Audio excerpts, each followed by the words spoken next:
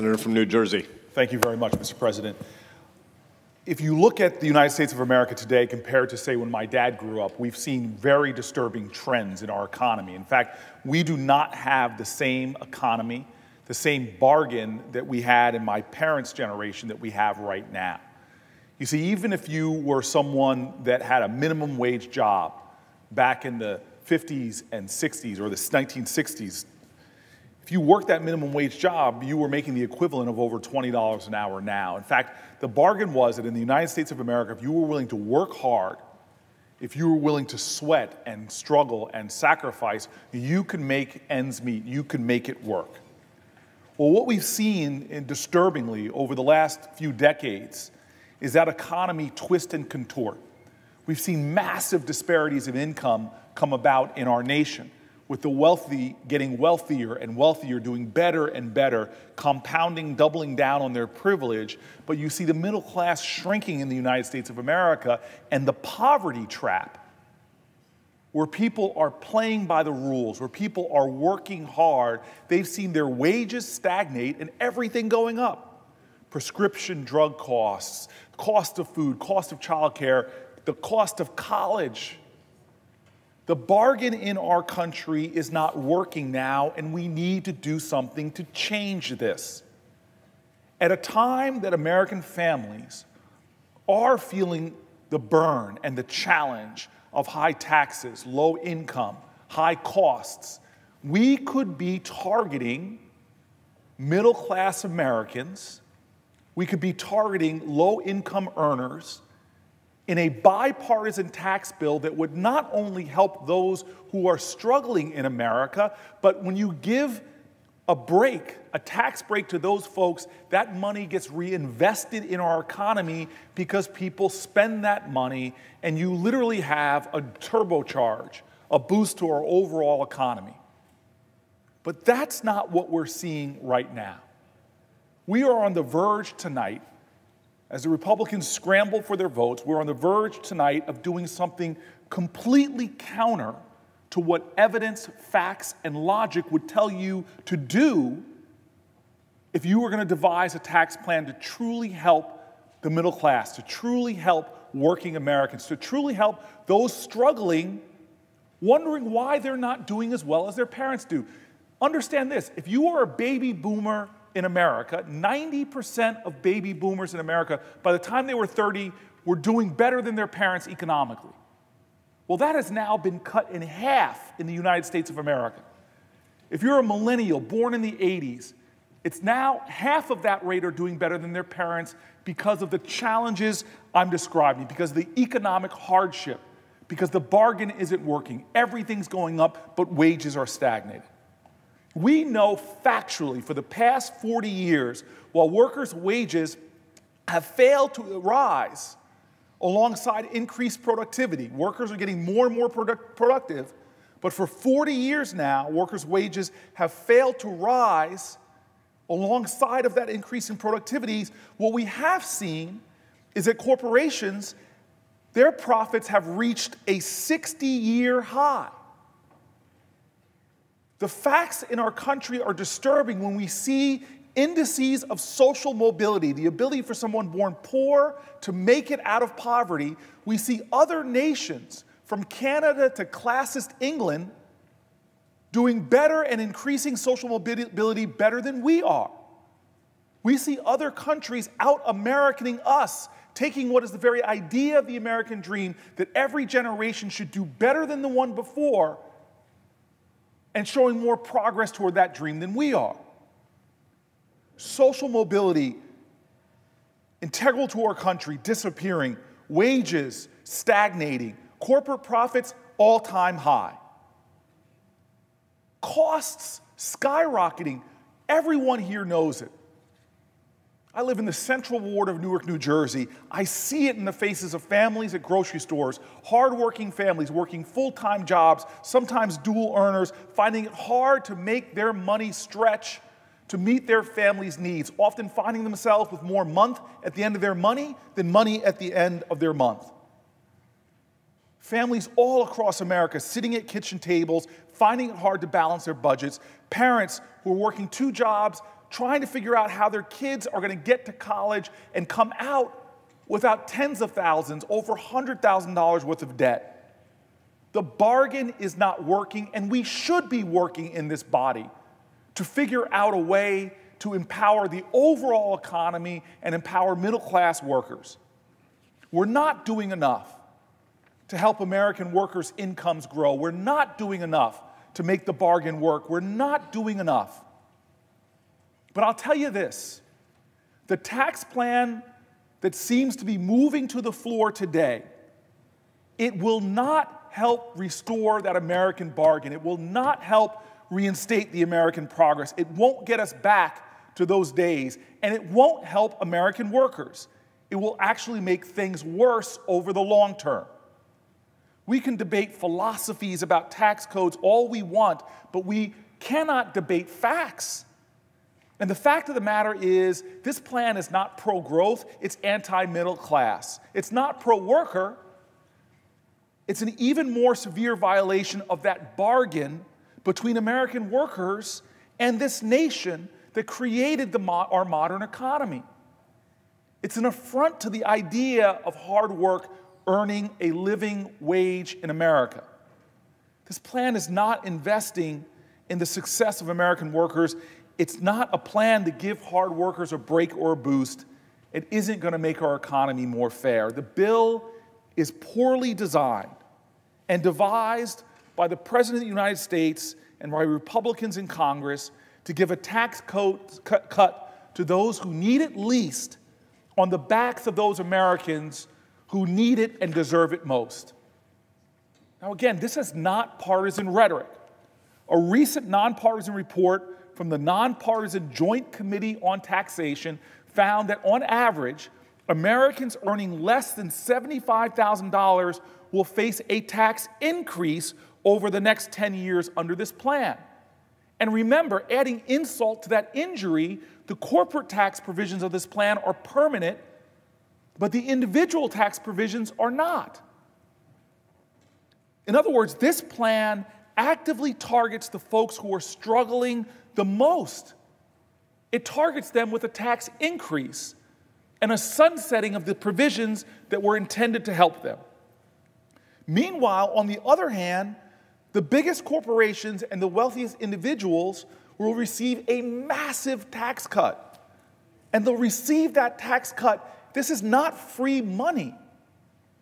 This is borrowed money, $1.5 trillion added to our deficit, borrowed money that we will have to pay for over the long term. It is a massive giveaway to the wealthiest of people in our country and corporations, all under the theory that somehow this is going to benefit the average American worker, blowing up the deficit and pumping more money to the wealthiest in our country at a time that wealth disparities are already greater than they've been in a century. Now, some of my colleagues are going to argue that this bill, giving $1 trillion to corporations, will somehow result in a trickling down of things like raises for workers and somehow creating new jobs. But to me, this is a fantasy. I'm a believer that you look at facts, you look at history, and we don't have to look that far. This fantasy has been disproven, this idea of giving it to the wealthiest to somehow trickle down, of giving it to corporations, somehow trickling down to job creation. This has been disproven time and time again by economic data, historical data, by the words of corporate leaders themselves. Listen to the facts. A new survey found that the majority of small business owners, these are the people that are the backbone of our economy in creating jobs, they oppose the plan. 6 in 10 think the benefits are going to wealthy corporations the most. Well, that's not just them thinking that, that is actually the facts of this plan. Take the word of leading economists. The University of Chicago's IGM Forum, a collection of many of the top economists in this country from a range and a spectrum of political philosophies. They recently surveyed these economists asking, and I quote, they asked, if we pass a bill similar to the one being considered by Congress, will the U.S. GDP substantially be higher for the decade from now than it is currently under the status quo? Will this bill help our economy grow? Well, the 42 respondents, 41 said no, it will not. There was only one dissenter. These are some of the world's preeminent economists. We didn't invite them to the United States Senate to hear their opinions. We didn't have hearings. We didn't have an open process where we brought in the best economic minds from both sides of the political aisle, from both sides of the political spectrum. We did not have a process that brought in the best and the brightest to inform the investments we're making, $1.5 trillion. And what they're saying now is this will not do what Republican leaders will say it will do. Senate Republicans wrote a budget to free up $1.5 trillion. That's what this will do to our deficit. To create these tax cuts, they could distribute these resources any way they see fit. And somehow, they've managed to create a tax bill, astonishingly, a tax bill that will increase taxes on low-income and middle-income people, especially in states like New Jersey. By getting rid of the state and local taxes provision, this is why Republican congresspeople in my state are against this, because this plan has been devised to hurt middle-income families, doubling down in places like mine, states like mine. They've created a bill that small businesses don't like because they know that the benefits are largely going to the wealthiest and the biggest corporations. And the kicker is that economists say that it won't even spur economic growth. And then when major corporations see their earnings go higher or get an influx of capital, what's going to happen? Well, it's far more likely that their executives and shareholders, not their frontline workers, will benefit. Don't take my word for it. Look at what's happened over the last decade. We see record corporate profits, and what is happening with those profits? 80, 90% of those profits are not being invested in hiring more people or increasing pay. The overwhelming majority of the profits that corporations are seeing are going to paying dividends and doing stock buybacks. That's the fact of what happens when corporations are getting more resources. And don't take my word for it. Look at what corporate leaders themselves are saying. They've made it clear time and time again that increases in profits will not trickle down to workers. Major American companies have said point blank that they will not use their huge tax windfalls to raise wages for workers. Companies from Cisco to Pfizer to Coca-Cola, companies like Vanguard have said that their tax breaks will go to dividends for shareholders, not for wages for workers. According to Bloomberg, one CEO said on an earnings call in reference to the tax plan, and I quote, "We'll be able to get much more aggressive on the share buyback." That's where corporate profits have been going for a decade or more, creating more wealth for the wealthiest and not for the average American worker who has seen decade after decade of stagnant wages. This shouldn't be surprising. Corporate profits record high right now, and we see wages at a record low. That is a fact. And to double down on what we know is not factual, that we know is not happening now, is just a fantasy.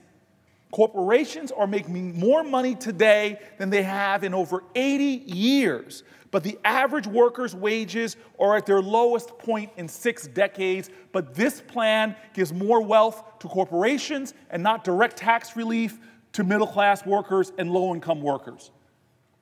We could have gotten rid of carried interest, something even the President of the United States talked about on the campaign trail, and targeted the child tax credit or the earned income tax credit, but that is not what this plan does.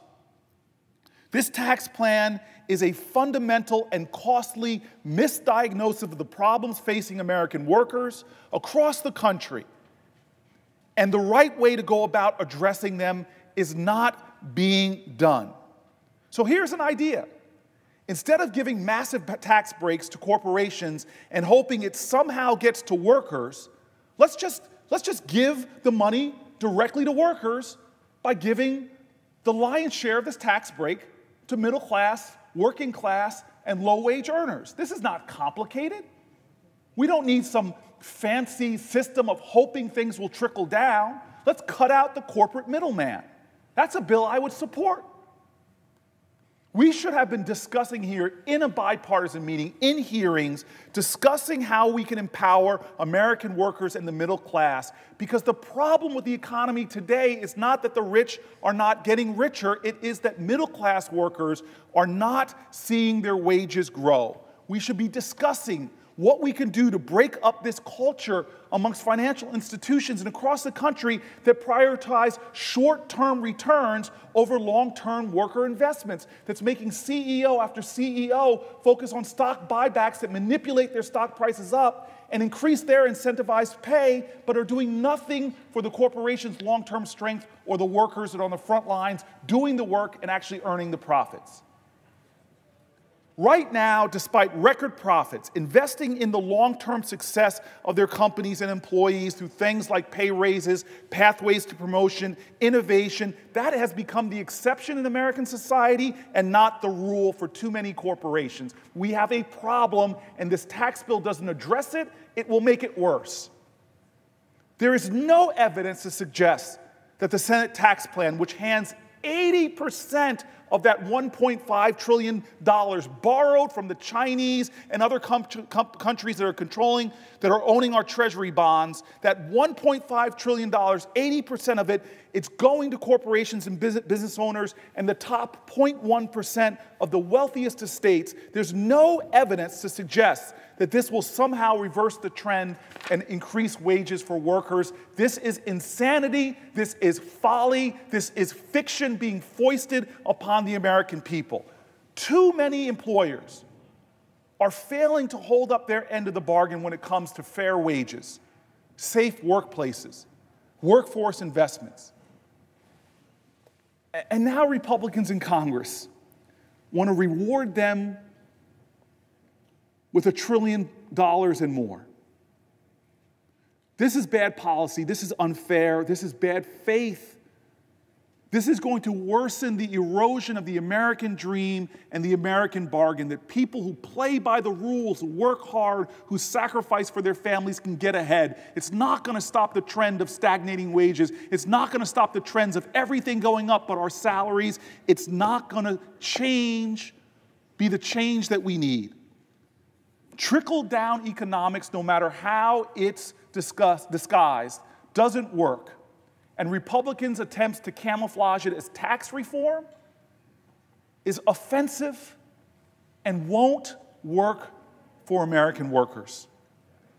We've proven that we're a country and a society that can create wealth.